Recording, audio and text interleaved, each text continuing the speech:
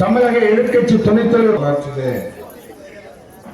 ஒரு முத்திரை பதிக்கின்ற வகையிலே நம்முடைய பாரத ரத்னா புரட்சி தலைவர்களுடைய பிறந்த நாள் விழாவை தமிழகம் முழுவதும் பட்டி தொட்டி எங்கும் 234 சட்டமன்ற தொகுதிகளிலும் எழுச்சியோடு நடைபெற்று வருகிற இந்த வெற்றி வரலாற்றில் முத்திரை பதிக்கின்ற வகையிலே பாரத ரத்னா புரட்சி தலைவர் எம்.ஜி. ராமச்சந்திரன் அவர்களுடைய புகழை நம்முடைய சிங்கை ராமச்சந்திரன் எம்ஜிஆர் அம்மா கோயிலிலே சொல்லுகிற இந்த வரலாற்று நிகழ்வு ஒரு எளிய குடும்பத்திலே பிறந்து தம்பி ராமச்சந்திரன் அவர்கள் அம்மாவிடத்திலே மிகப்பெரிய விசுவாசம் கொண்ட குடும்பம். அதிலும் அம்மா அவர்கள் அவர் மீது மிகப்பெரிய நம்பிக்கை வைத்து அவருக்கு பல்வேறு பொறுப்புகளை வழங்கினார். அதிலும் இந்த டிஜிட்டல் யுகத்திலே அனைத்து இந்திய அண்ணா திராவிட முன்னேற்ற கழகத்துடைய புதிய பரிணாமத்தை கட்டமைக்கிற ஒரு வாய்ப்பை அம்மாவிடத்திலே பெற்ற பெருமை தம்பி சிங்கை ராமச்சந்திரன் அவர்களுக்கு உண்டு. அப்படி அவரை அம்மாவர்கள் ஆசீர்வதிக்கிற போது அவரிடத்தில் பல்வேறு தகவல்களை சொல்லியிருப்பார்கள். ஆனால் எங்களை போன்ற தலைமை கழக நிர்வாகிகளுக்கு கிடைத்த செய்தி, தம்பி சிங்கை ராமச்சந்திரன் அவர்களே, சிங்காநல்லூர் கோவிந்தராஜ் தகப்பனரை போல நீங்கள் பணியாற்ற வேண்டும் என்று அம்மா அவர்கள் உழைத்தவர்களை இதயத்திலே சுமக்கிற தலைமைதான் அனைத்து இந்திய அண்ணா திராவிட முன்னேற்ற கழகத்துடைய தலைமை என்கின்ற அடிப்படை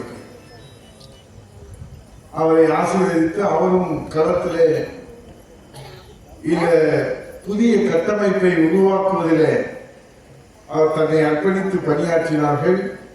அதனால்தான் இன்றைக்கு புரட்சி தலைவர் ஐயா எடப்பாடியார் அவர்களை மீண்டும் முதலமைச்சர் அணியிலே அமர்த்துவதிலே மாணவரணி படையை முதல் படையாக வழிநடத்துவதற்கு சிங்கை ராமச்சந்திரன் தான் தகுதியானவர் என்கின்ற அடிப்படையிலே அவர் முதலாக தமிழ்நாட்டிலே பொறுப்பேற்றவுடன் நம்முடைய மதுரையிலே, அதுவும் திருமங்கலம் தொகுதியிலே, அதுவும் அண்ணன் ராமசாமி அவருடைய தலைமையிலே இந்த கல்லுப்பட்டியிலே அம்மா திருக்கோயிலே இனி அவர் லட்சம் கூட்டங்கள் பேசுகிற போதும் முதல் கூட்டமாக இந்த அம்மாவின் திருக்கோயிலே புரட்சித்தருடைய திருக்கோயிலே பேசிய இந்த வரலாற்று பேருரை நிச்சயமாக ஒரு மைல் கல்லாக அவருடைய அரசியலே அமையும் என்கின்ற அடிப்படையில் எப்போதுமே அண்ணன் ராமசாமி அவர்கள் ஒரு எழுச்சி மிகு ஒரு நிகழ்ச்சி அவர் இடத்திலே கொடுத்து விட்டால் அவர் தூங்க மாட்டார், உறங்க மாட்டார். அவரோடு டாக்டர் பாவனியார் அவர்கள், திருப்பதி அவர்கள், ராமகிருஷ்ணன் அவர்கள், நம்முடைய பாஸ்கர் வழக்கறிஞர் போன்றவர்களெல்லாம் உறுதுணையாக இருந்து செய்வார். ஆனால் இந்த பொங்கல் திருநாளிலே எப்போதுமே பொங்கல் ஒரு 2 நாட்கள் 3 நாட்கள் நாம் தொடர்ந்து இயற்கைக்கு ஒரு பொங்கல், கடவுளுக்கு ஒரு பொங்கல், நமக்கு துணையாக இருந்த கால்நடைக்கு ஒரு பொங்கல் என்று நாம் நடத்தினாலும் கூட இந்த பொங்கல் ஏறத்தாழ ஒரு வார காலம் எல்லோருமே குலதெய்வ வழிபாடு என்று பல்வேறு நிலையிலே அதில் இந்த ஆண்டு யூகித்து சொல்லியிருக்கிறார்கள். இது தெய்வ வழிபாடுக்கு ஏற்ற ஆண்டாக அமையும் என்று ஒரு பொதுவான கருத்து சொல்லியிருக்கிறார். அப்படி இருந்தும் கூட தம்பி சிங்கை ராமச்சந்திரன் அவர்கள் முதல் அறிவித்த கூட்டம் அதை தள்ளி வைக்க கூடாது, இன்றைக்கே அறிவித்த நாளிலே அறிவித்த தொகுதியிலே நடத்த வேண்டும் என்கிற அடிப்படையிலே தான் இந்த கூட்டம் அவரை பங்கேற்க செய்கிற வகையில் மிக சிறப்பாக நடந்து கொண்டிருக்கிறது. நிச்சயமாக தம்பி மகேந்திர பாண்டியன் அவர்கள் மற்றும் மாணவனி செல்வர்கள் இன்னொரு கூட்டத்திலே சிங்கை ராமச்சந்திரன் அவர்களுடைய சுற்றுப்பயணம் மிக விரைவில் நம்முடைய பொதுச் செயலாளர் சுற்றுப்பயணம் துவங்க இருக்கிற இந்த வரலாற்று நிகழ்விலே மாணவர்களின் படையை தட்டி எழுப்புவதற்காக அருமை தம்பி சிங்கை ராமச்சந்திரனும் புறப்பட இருக்கிறார்கள். அப்படி புறப்படும் போது தென் மண்டலத்திலே அம்மா திருக்கோயிலே ஒரு இளைஞர் படை, மாணவர் படையை நடத்துவதற்கு நீங்கள் மீண்டும் எங்களுக்கு ஒரு வாய்ப்பை வழங்க வேண்டும் என்று இந்த நேரத்தில் கேட்டு தம்பி கவி காசிநாயன் போன்றவர்கள், தமிழ்ச்செல்வன் போன்றவர்கள், துரைப்பாண்டி போன்றவர்கள், தம்பி சரவணபாண்டி போன்ற இளைஞர் படை தளபதிகள் இங்கே இருக்கின்றார்கள். அதே போல ராமகிருஷ்ணன் போன்றவர்கள், தம்பி ராஜா சிவரக்கொண்டை போன்றவர்கள் எல்லாம் இன்றைக்கு மிகப்பெரிய அளவில் இளைஞர்களோடு பள்ளிகளிலே, கல்லூரிகளிலே மற்றும் நம்முடைய அந்தந்த பகுதிகளிலே அவர்களோடு நேரடி தொடர்பு இருக்கிறார்கள். எங்களுடைய பேரவை செயலாளர் என் அருமை சகோதரர் நம்முடைய தமிழர்கள் அவர்கள் இருக்கிறார்கள். இங்கே மாணவர்களிலே இருந்து இன்றைக்கு பல்வேறு உயர்நிலை வந்திருக்கக்கூடிய நம்முடைய அருமை சகோதரர் மாணிக்கம் அவர்கள் இருக்கிறார்கள். அந்த நீதிபதி அவர்கள் இருக்கிறார்கள். நம்முடைய முன்னாள் வாரிய தலைவர் இந்த மண்ணின் மைந்தர் அருமை சகோதரர் சிறுபான்மை பிரிவுடைய மாநில பொருளாளர் ஜான் மகேந்திரன் நம்முடைய கிறிஸ்துமஸ் விழாவை புரட்சி தன்னுடைய எடப்பாடியார் பங்கேற்று தொகுத்து வழங்குகிற பாக்கியத்தை இந்த திருமங்கலம் மண்ணுக்கு கிடைக்கின்ற வகையிலே அவர் தொடர்ந்து பணியாற்றி வருகிறார்கள். அதே போல நம்முடைய அருமை சகோதரர் தம்பி ராமகிருஷ்ணன் அவர்கள் என் மூத்த ஒன்றிய கழகத்துடைய செயலாளர் நம்முடைய அலங்காநல்லூர் இன்றைக்கு உலக பிரசித்தி பெற்ற ஒரு ஜல்லிக்கட்டு அண்ணன் ரவிச்சந்திரன் அவர்கள் இங்கே இருக்கிறார்கள். கூடிய ஒரு வாய்ப்பாக துணை முதலமைச்சராக உதயநிதி ஸ்டாலினுக்கு கொடுக்கப்படுகிறது. அது அவர்கள் முடிவெடுத்திருக்கிறார்கள். அதில் எங்களுக்கு வருத்தம் இல்லை, கவலை இல்லை. ஆனால் அந்த வரலாற்றிலே கொஞ்சம் நினைத்து பார்க்க வேண்டும். ஏறத்தாழ 1000 ஆண்டுகளுக்கு மேலே, 2000 ஆண்டுகளுக்கு மேலே தமிழ் பாரம்பரியத்தோடு இணைந்து, தமிழ் வீரத்தோடு இணைந்து, தமிழ் மண்ணின் பெருமையோடு இணைந்து நடைபெறுகிற இந்த ஜல்லிக்கட்டை ஒரு பச்சை தமிழராக, ஒரு விவசாயியாக, ஒரு முதல்வராக இந்த தாய் தமிழ்நாட்டினுடைய தண்ணீர் எல்லாம் முதலமைச்சராக முதலாக உலக பிரசித்தி பெற்ற அலங்காநல்லூர் ஜல்லிக்கட்டை கள வாசலிலே, வாடி வாசலிலே, களத்திலே பச்சை கொடி அசைத்து துவக்கி வைத்த அந்த வரலாற்று பெருமைக்கு சொந்தக்காரர் புரட்சி தமிழர் வருங்கால முதலமைச்சர் ஐயா எடப்பாடியார் என்கிற வரலாற்றை நினைவிலே கொண்டவர்.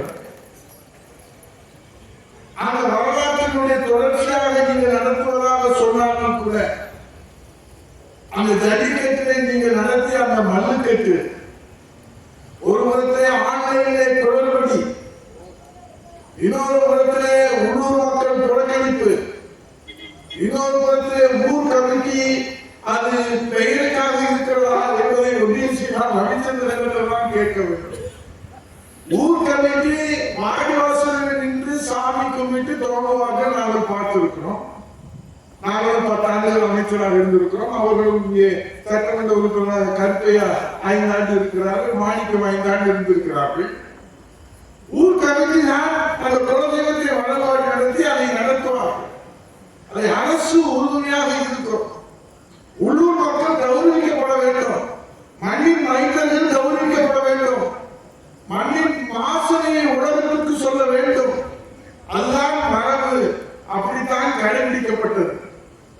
ஆனால் இப்போது இருப்பவர்கள் ஆட்சி அதிகாரத்தை கையில் வைத்துக் கொண்டு ஏதோ வானத்திலிருந்து பொத்துக்கொண்டு பிறந்தவர்கள் போல, ஐயா அமைச்சர் மூர்த்தி அவர்களே, நீங்களும் 10 மாசம் தான், நாங்களும் 10 மாசம் தான், எல்லோரும் தாயத்திலே 10 மாசம்.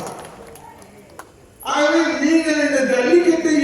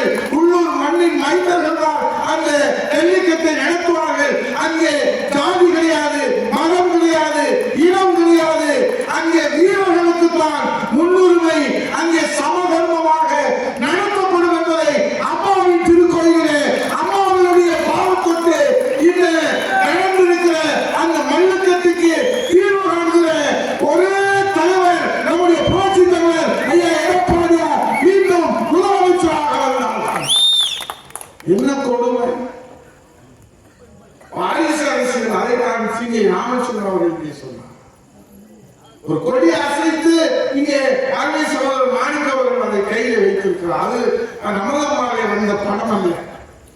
அது கூட நமதமாக வந்தா நீங்க அதுக்கு ஒரு காரணம் சொல்லுவீங்க. அவருடைய தோழமையில் இருக்கிற தீக்கதி நாளிலே பொதுவுடைமை கட்சியில அனைத்து அமைச்சர்களும் இருக்கிறார்கள். மாவட்ட ஆட்சித்தலைவர் இருக்கிறார், உதயநிதி ஸ்டாலின் இருக்கிறார், அவருடைய தவப்புதல்வன் அவர் உட்கார்ந்து கொண்டிருக்கிறார், இவர் கொடியசைத்துக் கொண்டிருக்கிறார். இதை எப்படி எடுத்துக்கொள்வது?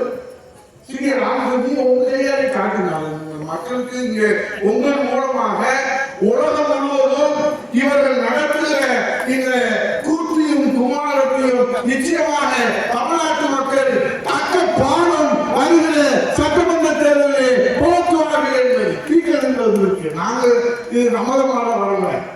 தீக்கதில் எல்லோரும் இருக்கிறார்கள், அவர் மட்டும் அமர்ந்து கொண்டிருக்கிறார்.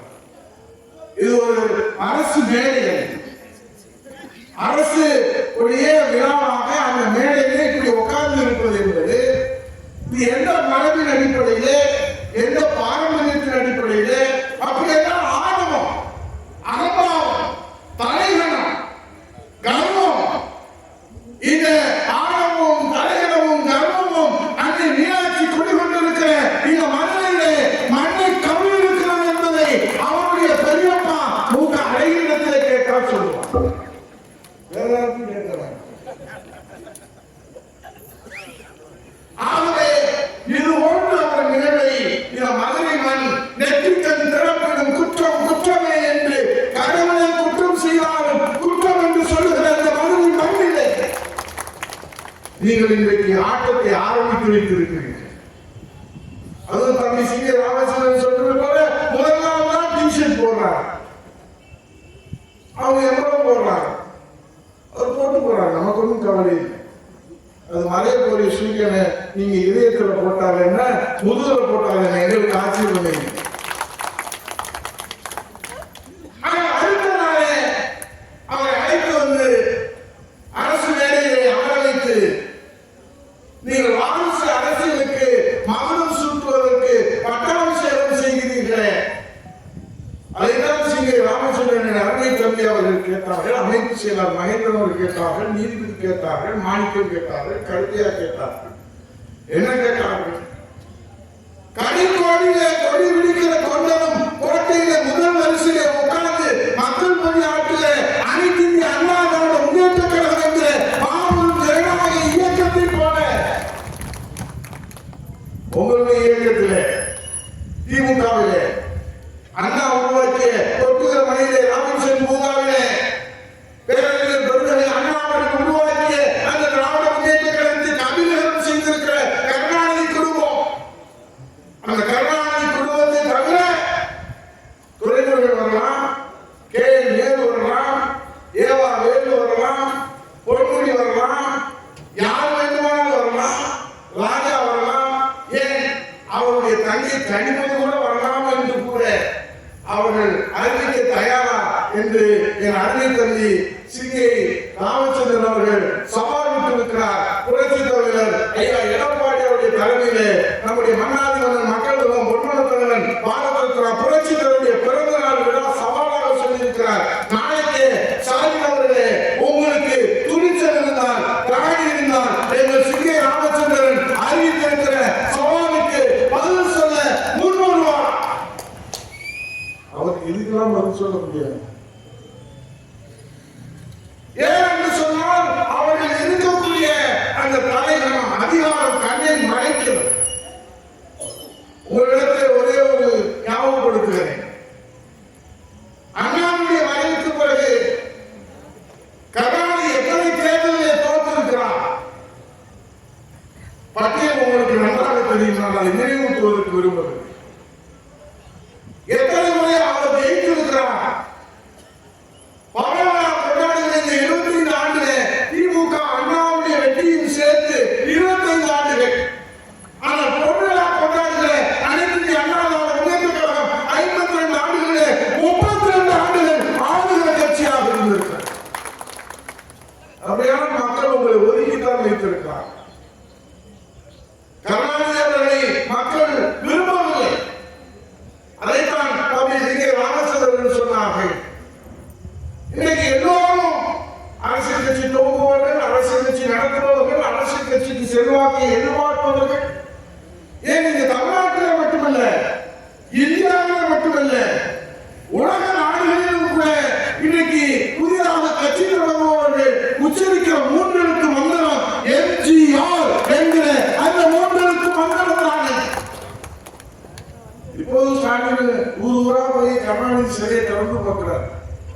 ஆனா ஒரு வயது கருணாநிதி போல இருக்கணும்னு பெற்ற மகனே சொல்ல மாட்டான்.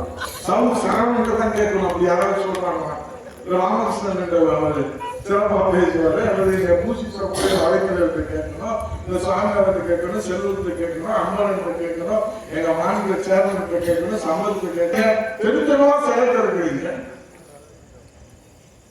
ஆகவே இன்றைக்கு இருக்கக்கூடிய இந்த சூழ்நிலையிலே இந்த அரசு இனி தொடரக்கூடாது என்று உதயகுமாரும் சி ராமச்சந்திரனும் மகேந்திரனும் நீதிபதியும் மாணிக்கமும் கருத்தையாவும் சொல்லல. 8 கோடி தமிழர்களுடைய மனதிலே உள்ள கொதிப்பாக இருக்கிறது.